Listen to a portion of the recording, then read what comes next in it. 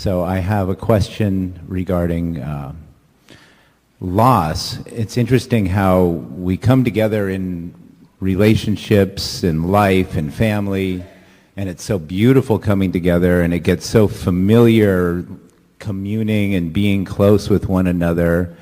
And then as we go apart through death or through splitting up or just distance, you know, there's always, even with the people who are really steeped in this work, it seems like there's always some pain of that sadness, of that loss, that missing. We're trying to help you get over that, and the reason for it. We want to hear more from you if you've got more. But the reason that the thing that we really want you to hear about that is that most people have been looking for love in all the wrong places. They've been looking for security in all the wrong places. They've been looking to others to buoy them and complete them.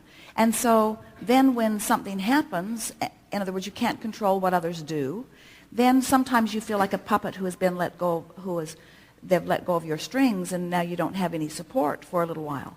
But when you get it, that all this that you're looking for, when you're having a wonderful relationship with someone, it's not what you think it is. In other words, when you're adoring someone, the reason that it feels so wonderful is because in your adoration of them, you are in agreement with your source about them. So it's sort of like when you say to someone, I love you, what you're really saying is, I love you, and since my inner being loves you, then I am not providing any disconnection between myself and my inner being as I hold you as my object of attention. When you say to someone, I hate you, you make me feel bad, what you're really saying is, I'm not looking at you as my inner being looks at you, so I'm using you as my excuse to disconnect from who I really am. So when you get everything into that context, so that you are looking for your alignment first, you are looking for your vortex first, you're caring about how you feel first, then your relationships all become very healthy relationships, because now you're not depending on someone else for the way you feel. And when you think about it, those are the most delicious relationships of all, because the worst relationship in the world is to say, hello, who is it?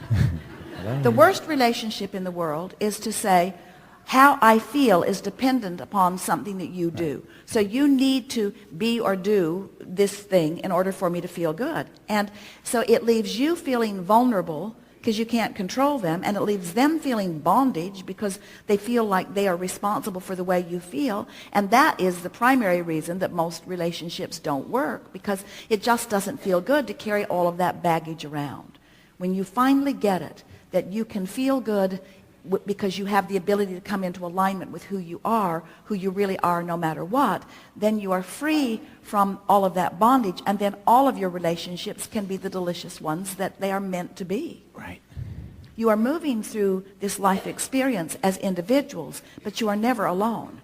And you are not alone because you have the resource of source with you, but you are also never alone because in connecting with the resource of source, then there are all these manifestational rendezvous moment by moment by moment by moment by moment, so that things are interesting, so that life is full and fun, you see. Yes, but these rendezvous with these people, it almost seems like they're teachers that are supposed to come in and then... Everyone, every time. Everyone, every time.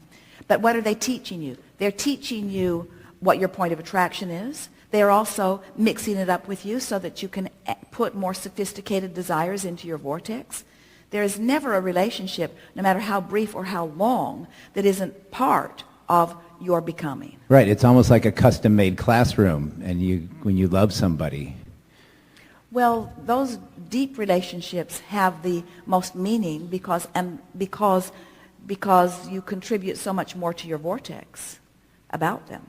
But every relationship serves you in that way. Yes. Yeah, and I'm noticing that when people, like my mom just lost my dad, he just moved on, and she's like dealing with it so well. I mean, she has her sadness, but it's like she's really exemplifying how we are built to let people go and move on in a beautiful way. Well, we think it's good news that no one is surprised that you're not sticking around forever.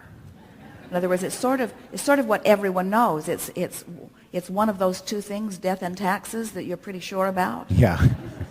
And so of course, it's something that everyone is aware of. But what we're wanting, and we think you're saying it too, is that while it certainly is something that everyone should not be surprised about, it also is something that almost no one ever is ready for or no one ever wants, because you have often placed your dependency for joy upon your relationship with others.